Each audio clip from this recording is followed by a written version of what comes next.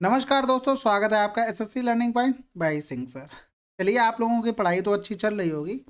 आज हम करेंगे 8 जुलाई का शिफ्ट 1 का पेपर। 5 तारीख और 6 और 7 के हमने सभी कंप्लीट कर लिए हैं, तो आप उनको जाकर देख लीजिए। पीडीएफ एज यूजुअल मैं टेलीग्राम चैनल पर शेयर कर देता हूँ, तो उनको भी जाकर आप डाउनलोड करके सॉल्व कर सकते हैं। ठीक है, चलिए फिर स्टार्ट करते हैं बिना देरी किए हुए। एक धनराशि पर 3% प्रति वर्ष की दर से 3 वर्षों में साधारण ब्याज 315 है। उसी धनराशि पर 2 वर्षों में 4% प्रति वर्ष की दर से वार्षिक रूप से चक्रवृद्धि होने वाली चक्रवृद्धि ब्याज कितना होगा। देखो, इस सवाल को दो तरीके से कर सकते हैं। अगर मान लो कि यहाँ पर धनराशि 100 होती, तो यहाँ पर ब्याज कितना होता, 9 होता। तो सेम राशि यानी कि 100 यहाँ पर भी होता है, यानी कि 2 साल का चक्रवृद्धि ब्याज कितना होता, 4+4 × 4 × 100, यानी कि 8.16, यानी कि यहाँ पर आ गया 8.16, ये ब्याज होता है चक्रवृद्धि।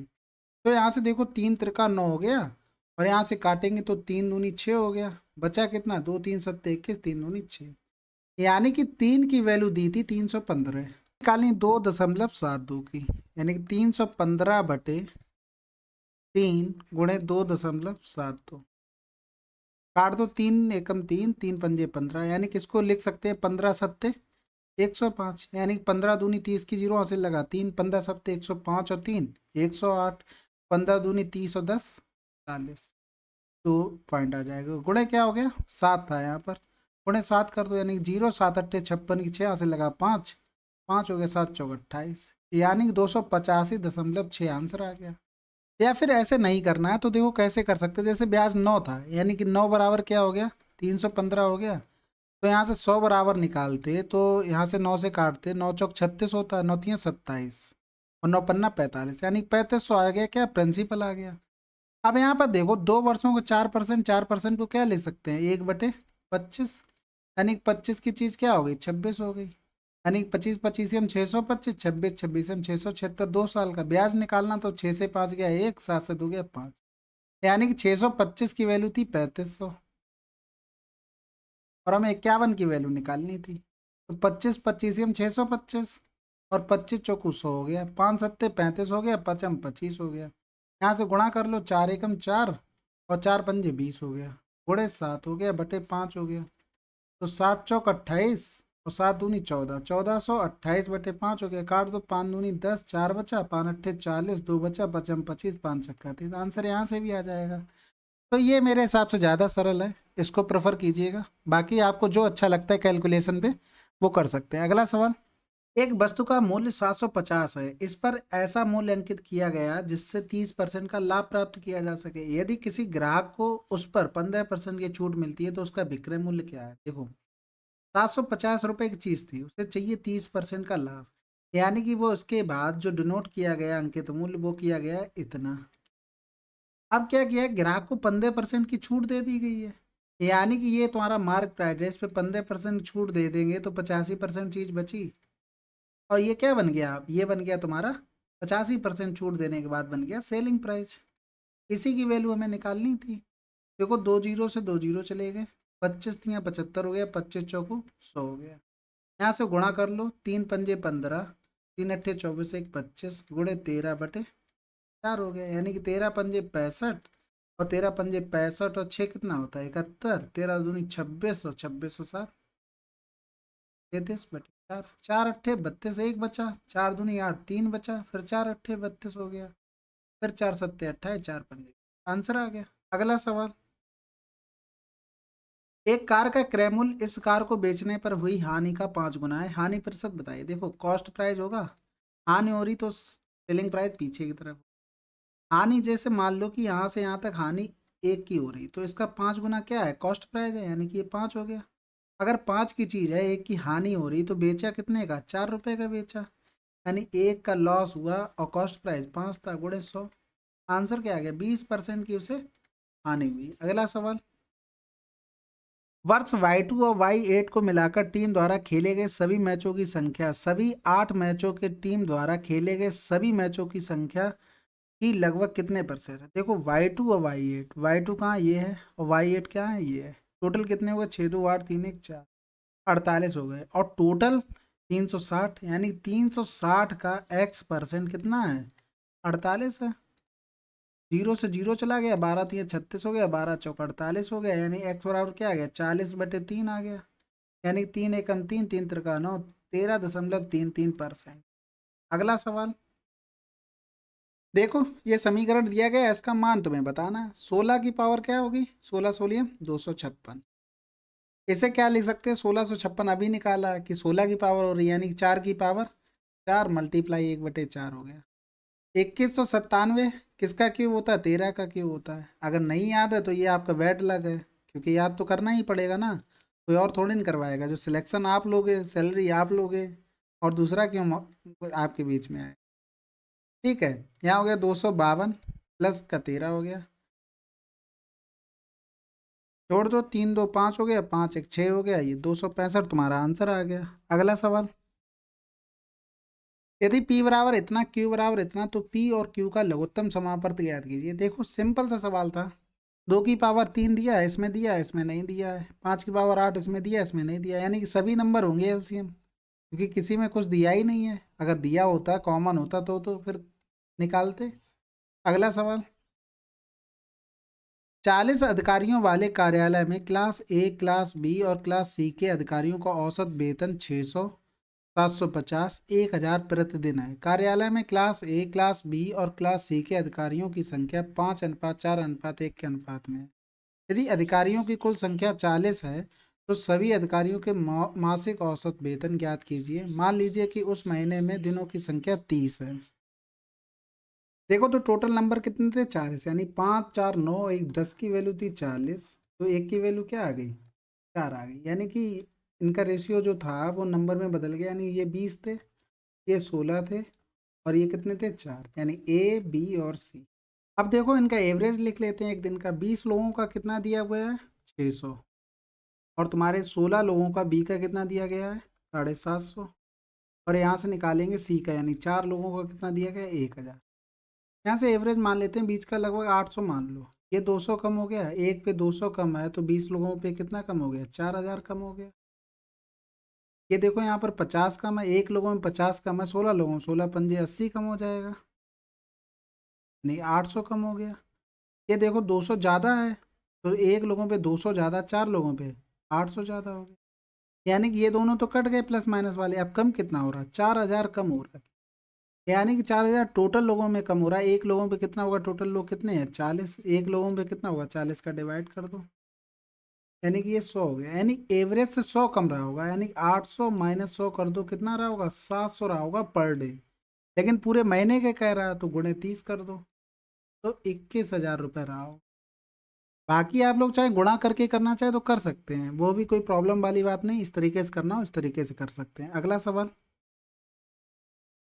एक घनाव का आयतन इतना दिया है, घनाव की लंबाई और चौड़ाई का योग इतना है, लंबाई और चौड़ाई का अंतर 13 है, तो घनाव की ऊंचाई बताए। देखो वॉल्यूम क्या होता है घनाव का, LVH बराबर क्या दिया था, 3300, और दिया है उनका योग है, इसका लंबाई और चौड़ाई का 37 है, और अंतर दिया गया है 13। इन दोनों को जोड़ दो तो 2L बराबर क्या आ गया, 37 13 50, यानी कि L बराबर कितना आ गया, 25 आ गया। तो यहाँ से B बराबर कितना आ जाएगा, यहाँ L बराबर 25, तो ये आ जाएगा 12। ठीक है, तो यहाँ वैल्यू पुट कर दो, L की जगह 25 रख दो, V की जगह 12 रख दो, इंटू H कर दो, और 33 गुणे 100 कर लो। 25 चौकू 100 हो गया, 4 तियाँ 12 हो गया, और H बराबर आ गया 11 सेंटीमीटर। अगला सवाल, पी क्यू आर मिलकर एक काम को 15 दिनों में पूरा कर सकते हैं, पी आर एक साथ मिलकर 40 दिनों में कर सकते हैं, क्यू अकेले कितने दिनों में कर सकता है। बहुत सिंपल सवाल था। पी क्यू आर कर सकता है 15 दिनों में, और पी आर कर सकता है 40 दिनों।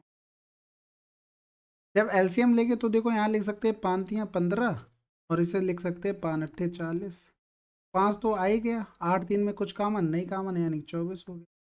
यहाँ से देखेंगे तो 5 तियाँ 15, 3 अट्ठे 24 आ गई इफिशियंसी। यहाँ से देखेंगे तो यानी कि डिवाइड करेंगे, 5 अट्ठे 40, 8 तियाँ 24, 3 आ गई। यानी पी आर की कितनी है, पी आर की 3 है। टोटल कितनी थी, P plus Q plus R की 8 थी, यानी क्यू की कितनी आ गई, 5 आ गई। नहीं 5 गुणे 24/5 करेंगे, 5 से 5 कैंसिल, आंसर क्या आ गया, 24 दिन। अगला सवाल, एक आयत के विकर्ण की लंबाई 20 सेंटीमीटर है, इसकी चौड़ाई 12 सेंटीमीटर, इसकी लंबाई क्या होगी। अगर ये भी नहीं कर पा रहे हो ना तो बिल्कुल शर्म की बात है। ठीक है, 16 होगी। कैसे होगी? जैसे 20 है, 12 है, 4 पंजे 20, 4 तियां 12, 4 चौको 16। ये ट्रिपलेट नहीं पढ़ा है क्या? ठीक है, अगर नहीं पता फिर भी देख लो। एक आयत की लंबाई कितनी दी थी तुम्हारी? 20। विकर्ण की लंबाई दी थी 20 और चौड़ाई दी थी 12। एल निकालना था। या तो देखो 400 बराबर एल स्क्वायर प्लस 12 का स्क्वायर करो। ठीक है, या तो यहाँ पर देखो 20 ही रहने दो। तो यहाँ से क्या एल स्क्वायर बराबर क्या आ गया? 20 स्क्वायर माइनस का 12 का स्क्वायर। यानी कि 20 12 कितना होता है? 32। 20 12 का डिफरेंस 8 होता है। 8 दूनी 16, 8 तीन 24, एक 25, 256। यानी कि एल आ गया। यानी कि एल बराबर कितना आ जाएगा? एल स्क्वायर रूट लेंगे तो 16 16 256। बाकी ट्रिपलेट तो याद होना बहुत ही जरूरी बात है। अगला सवाल। एक ट्रेन 600 मीटर और 300 मीटर लंबे दो पुलों को क्रमशः 80 सेकंड और 60 सेकंड में पूरी तरह से पार कर जाती है। ट्रेन की लंबाई ज्ञात कीजिए। देखो, कोई ट्रेन थी, वो 600 मीटर और 300 मीटर लंबे दो पुलों को पार कर रही। 80 सेकंड में क्या कर रही ट्रेन? अपनी लंबाई और 600 मीटर लंबे पुल को पार कर रही है। और 60 सेकंड में ट्रेन अपनी लंबाई और 300 मीटर लंबे पुल को पार कर रही है। इनका डिफरेंस निकालेंगे, यानी 20 सेकंड में वो 300 मीटर चल रही है। हम 60 सेकंड में निकाल लेते, 3 गुना हो रहा है, यानी कि 900 हो गया। यानी कि जो L प्लस 300 है बराबर कितना आ रहा है? 900 आ रहा है। यानी L बराबर कितना आ रहा है? 600 मीटर उसकी लंबाई होगी। अगला सवाल। चार क्रमागत विषम संख्याओं का औसत 8 है। इनमें अगली विषम संख्या को भी शामिल कर लिया जाए तो इन पांचों संख्याओं का नया औसत क्या होगा? तो विषम संख्याएं थी, एवरेज 8 था। यानी कि एक दो संख्याएं इधर होंगी, दो संख्याएं इधर होंगी। यानी कि यहाँ पर कितना? 9 हो जाएगा, यहाँ पर 11 हो जाएगा, इस तरफ कितना हो जाएगा? 7, इधर 5 हो जाएगा। एक संख्या और बढ़ा दी गई, यानी 11 2 13 हो गई। डिफरेंस सेम है, यानी कि 13 5 18, 18 बटे तो आंसर क्या आ गया? 9 हो जाएगा एवरेज। अगला सवाल। एक थैले में 5 रुपए और 10 रुपए मूल्य वर्ग के कुल 40 सिक्के हैं, जिनका कुल मूल्य 310 है। 10 रुपए के सभी सिक्कों के मूल्य और 5 रुपए के सभी सिक्कों के मूल्य का अंतर ज्ञात कीजिए। देखो, अगर हम मान लेते सभी 5 रुपए के होते 40 सिक्के, तो चार पंजे भी 200 रुपये हो जाते। अगर 10 रुपए के होते तो कितने के हो जाते? 400। और 310, इसमें एलिगेशन लगा देते हैं। इधर आ जाएगा कितना? 90। इधर आ जाएगा तुम्हारा 110।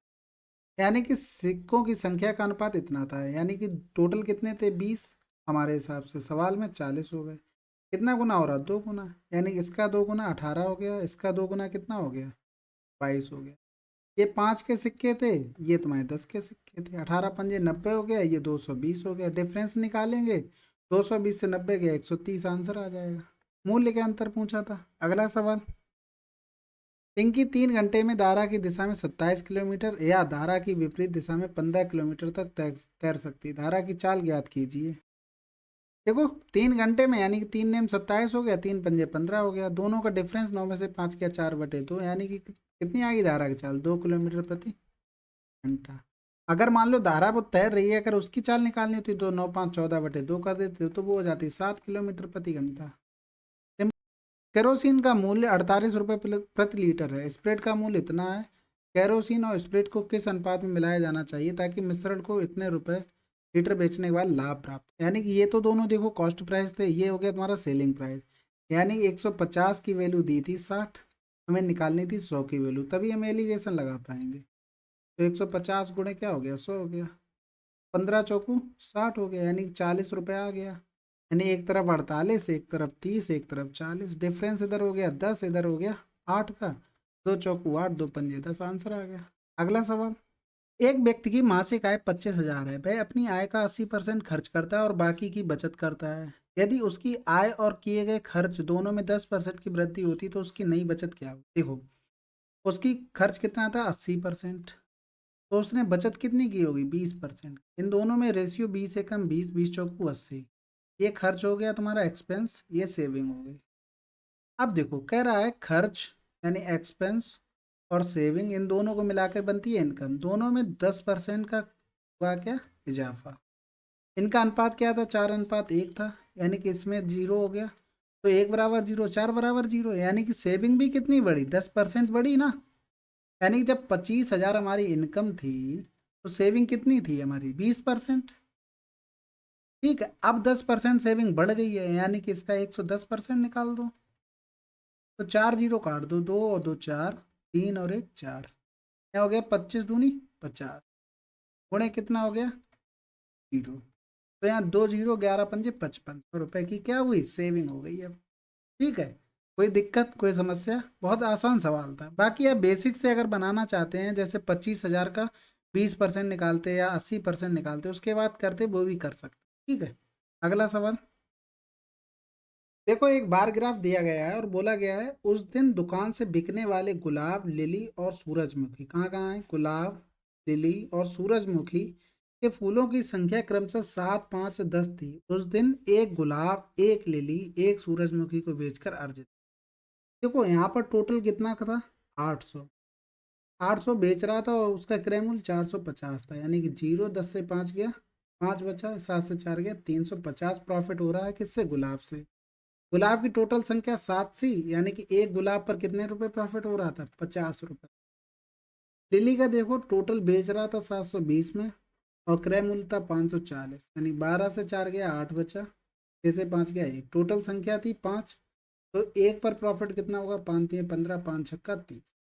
सूरजमुखी पे आ जाओ, 630 का बेच रहा था और उसका क्रय मूल्य था 490, यानी कि 0, 13 से 9 गया 4 बचा और 5 से 4 गया 1 बचा। टोटल फूल कितने थे 10 थे, यानी कि एक पर प्रॉफिट कितना आ गया 14 रुपए का आ गया। इन सबको जोड़ दो 50 और 36 14 कितना होता है 50, 50 50 100 आ गया प्रॉफिट। अगला सवाल, यदि ब्याज त्रैमासिक देय है तो 8,000 की राशि पर 5% वार्षिक दर से 3 महीने का चक्रवृद्धि ब्याज कितना। देखो त्रैमासिक है और 3 महीने का ही पूछ रहा है, कोई दिक्कत वाली बात नहीं। यानी 12 महीने की रेट थी 5%, 3 महीने की रेट कितनी होगी 5/12, थोड़े 3 हो गया 3×4 = 12, यानी कि 5/4% होगी।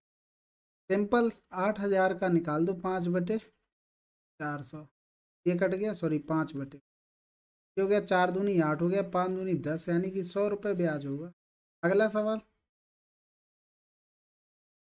एक गांव की जनसंख्या 3% की वार्षिक दर से घट रही है। यदि वर्तमान जनसंख्या 28,227 है तो 2 वर्ष पूर्व गांव की जनसंख्या कितनी थी। देखो मान लिया कि एक्स थी, 3 घट रही है यानी 97/100, 97/100 क्या हो गया 28,227। यहाँ देखो डिजिट काम कर जाती, कैसे करी हमने जीरो को निगलेक्ट कर दिया, यानी कि सब जीरो निगलेक्ट कर दो, यानी कि यहाँ 8 हो गया यहाँ 6 हो गया यहाँ 2 या 3। यहाँ देखो जब इसको x बराबर लिख लेंगे तो 28,227 गुणे 100 बटे क्या हो गया 97 गुणे 97, सत्तू सत्तू 49। 9 में किस नंबर का मल्टीप्लाई करें कि 7 मिल जाए। 8 का करेंगे तो 2 मिल रहा है, 6 का करेंगे तो कितना मिल रहा है 9×6 = 54 नहीं होगा, 9 दूनी 18 8 भी नहीं होगा, केवल 3 का गुणा करने पर हमें कितना मिल रहा है 7 मिल रहा है। आंसर आ गया हमारा 30,000। बाकी कैलकुलेशन करनी है तो आप लोग कर सकते हैं, ऐसी कोई दिक्कत वाली बात नहीं है। अगला सवाल, एक बल्ब का विक्रय मूल्य उसके क्रय मूल्य का आधा है, यानी कि अगर सीपी 2 है तो उसका सेलिंग प्राइस क्या हो गया 1 हो गया। हानि कितनी हुई 1 रुपए की, कितने पर 2 पर, गुणे 100, यानी कि 50% का लॉस हो। अगला सवाल, वर्तमान में ए और बी की आयु का अनुपात 7:3 है। 7 वर्ष बाद उनकी आयु का अनुपात 2:1 हो जाएगा। अब से कितने वर्ष बाद ए बी की आयु का अनुपात 3:2 होगा। देखो 7:3 था, 7 वर्ष बाद कितना हो गया 2:1, यानी कि जो बड़ा होगा वो तो सेम बड़ा होगा ना। एज तो जैसे 5 साल मेरी बढ़ रही तो मेरे भैया की भी उतनी ही बढ़ रही होगी। तो यहाँ देखो डिफरेंस बराबर करते हैं, 7 से 3 4 का डिफरेंस है, इसमें 1 का इसमें 4 का गुणा कर दे, यानी कि 7/3, 4 दूनी 8 और 4 एकम 4। अब यहाँ से देखो कितना बड़ा, एक बड़ा इसमें भी एक बड़ा, एक बराबर कितना था 7 था। तो देखो सत्तू सत्तू 49 और 7 × 21 उनकी आ गई परसेंटेज। अब 3:2 करना है, यानी कि 49 में कितना वर्ष और जोड़ा जाए और 21 में कितना और जोड़ा जाए 3/2 हो जाए। तो यहाँ देखो 49 दूनी 98 प्लस का 2x बराबर किसका 63 प्लस का 3x, यानी x बराबर आ गया 98 - 63, यानी x बराबर 35 वर्ष। आंसर आ गया। या देखो एक तरीका और है, जैसे 7:3 हुआ फिर हमें 3:2 पता करना है कितना जोड़ा जाए। तो यहाँ देखो डिफरेंस यहाँ भी बराबर करना पड़ेगा, इसमें डिफरेंस 4 का इसमें 1 का, तो इसमें गुणा कर दो 4 का, यानी 7:3 और 4×3 = 12, 4 दूनी 8, कितना बढ़ रहा है 5। तो देखो जब 1 बढ़ रहा था तो 1 बराबर 7 था, अब 5 बढ़ेगा तो 5 बराबर क्या हो जाएगा 35 वर्ष हो जाएगा। अगला सवाल, एक सम पिरामिड का आधार 80 सेंटीमीटर भुजा वाला एक वर्ग है और पिरामिड का आयतन 16,000 सेंटीमीटर क्यूब है, उस पिरामिड की ऊंचाई ज्ञात कीजिए। देखो पिरामिड का फार्मूला किससे रिलेट होता है? शंकु से होता है। शंकु के आयतन का फार्मूला होता है 1/3 पाई r² h। ठीक है, ये क्या हो गया? ये आधार का क्षेत्रफल होता है। पिरामिड में जैसे कंपेयर करते हैं कि देखो प्रिज्म करते हैं हम किससे? बेलन से। और पिरामिड को करते हैं हम किससे? शंकु से। ठीक है, तो ये आधार का क्षेत्रफल, यानी कि जो पिरामिड का फार्मूला बनता है 1/3 आधार का क्षेत्रफल, ठीक है, इंटू हाइट होगी यानी कि ऊंचाई, बराबर दिया 16,000। तो 1/3 आधार क्या है? इसका वर्ग है, वर्ग का क्षेत्रफल 8 × 6400 हो गया, इंटू हाइट बराबर 16,000 हो गया। तो ये 2 जीरो से 2 जीरो चले गए, 16 एकम 16 हो गया, 16 चौकू 64 हो गया, यानी कि h बराबर कितना हो गया? 30/4 हो गया। 4 सत्ते 28, 4 पंजे 20, हाइट आ गई।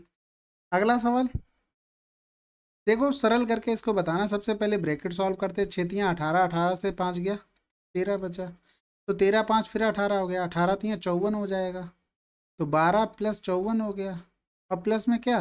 5 और चाहिए था, तो यहाँ जोड़ दो, 12 5 17, 17 और 10 54 और 10 कितना होता है? 64, 64 और 7 71, आंसर आ गया। अगला सवाल, ए अकेले कार को 12 दिनों में कर सकता है, बी अकेले उसी कार को 18 दिनों में कर सकता है, सी अकेले उसी कार को 24 दिनों में कर सकता है। यदि तीनों एक साथ कार करते हैं तो वे उस कार का 65% भाग कितने दिनों में कर सकते हैं? तो देखो, ए कर रहा है 12 दिन में और बी तुम्हारा कर रहा है 18 दिन में, सी कर रहा है 24 दिन में। एलसीएम लेंगे, टोटल काम आ गया 72, तो इसकी इफिशियंसी 12×72, इसकी 4 आ गई, इसकी 3 आ गई। तो यहाँ से देखो 72, 65% भाग काम करवाना है टोटल का, 6 4 10 3 13 हो गया, 13 पंजे 65 हो गया, 5 दूनी 10 हो गया, यहाँ करेंगे 4 पंजे 20 हो गया, 18 चौक 72 होता है, यानी कि 5 तियाँ 15 हो गया, 5 छक्का 30, यानी 3.6 डेज में कंप्लीट हो जाएगा। अगला सवाल देखो, एक तालिका दी गई जिसमें शहर के नाम है और कोविड-19 से पीड़ित जनसंख्या का प्रतिशत दिया गया और पीड़ित पुरुषों और महिलाओं का अनुपात। कह रहा है यदि हरिपुर में कोविड-19 के पुरुष रोगियों की संख्या 8,436 थी और सीतापुर में कोविड-19 के महिला रोगियों की संख्या, हरिपुर में कोविड-19 की महिला रोगियों की संख्या 30% कम थी, तो सीतापुर में कोविड-19 के रोगियों की कुल संख्या कितनी? देखो, हरिपुर ये था तुम्हारा, इसमें टोटल इतने लोग थे यानी 6:5 में, तो 6 की वैल्यू कितनी दी थी? 8436। यहाँ से महिलाओं की संख्या निकालेंगे तो कितनी आ जाएगी? 8436/6 मल्टीप्लाई। अब कह रहा है कि सीतापुर में जो महिलाएं थी ना, वो 30% कम थी किससे? हरिपुर से, यानी कि 70% रही होंगी महिलाएं। किसमें? ये टोटल आ गई महिलाएं, किसकी आ गई? ये सीतापुर की महिलाएं आ गई।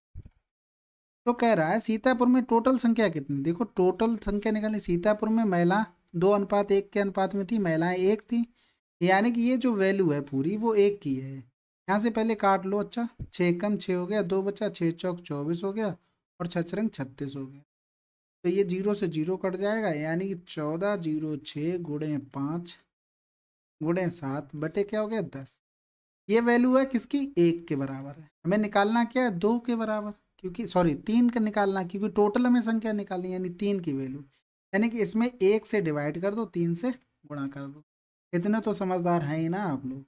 5 दूनी 10 हो गया, 2 सत्ते 14 हो गए, 2 तियाँ 6 हो गया, यानी 7 तियाँ 21, सत्तू सत्तू 49 गुणे हो गया 3, 3 एकम 3, 3 दूनी 6 और 3 नेम 27, 3 चौकू 12 हो तो 14। ये आ गई टोटल संख्या।